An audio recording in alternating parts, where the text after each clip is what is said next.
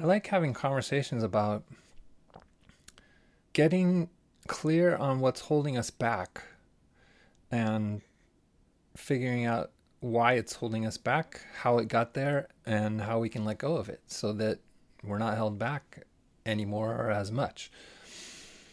We're coming up on, at least in this hemisphere, on what they call the shortest day of the year, although if you actually run the math,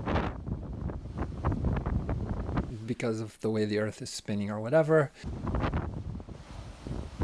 setting that aside for a second, let's just say that the solstice has always been a symbol of light triumphing over darkness, of this being, of darkness growing and growing and growing, and the angle of the light getting deeper and deeper and deeper. And then at the solstice, it stops and it starts going the other way, and it starts getting brighter and brighter and brighter. And cultures all around the world, religions all around the world, people of all around the world, in their own ways, have used this as a time to celebrate and to say the light has triumphed over darkness. It's a great time for us to take that as a metaphor and to set ourselves up so that when we enter 2022,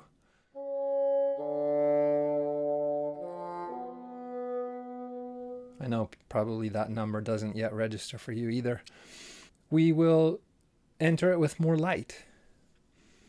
Not only more light in the sense of feeling that we can see better, but more light in the sense of feeling that we're shining more, that we're more true to what we want to be in the world. And I'm making something to help people do that.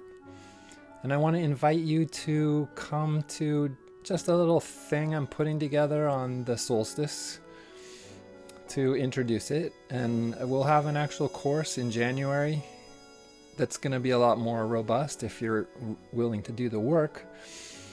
On the solstice, just come and hang out. We'll go over some ideas for how you might take inventory of the stuff in your life and figure out what might be holding you back and why, and maybe how to set yourself up for having a super joyous 2022. Yeah, that should be fun. Let's have these conversations. I'd really like to see 2022 be a time of growing light in the world, in people's lives, in people's eyes, in people's relationships.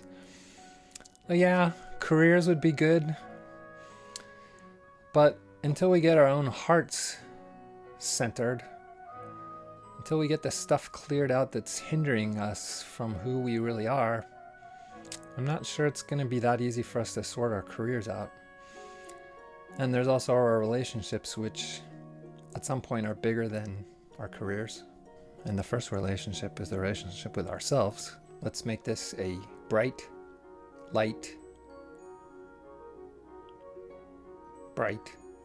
joyous.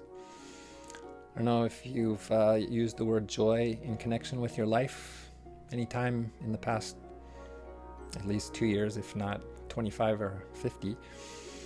But I believe it can be done, even in this world. In fact, maybe even because of the world that we're in now. Let's see if we can't figure out how to do that together. See you soon. I think you should give up on the ventriloquism. It's not even good enough to replace your night job.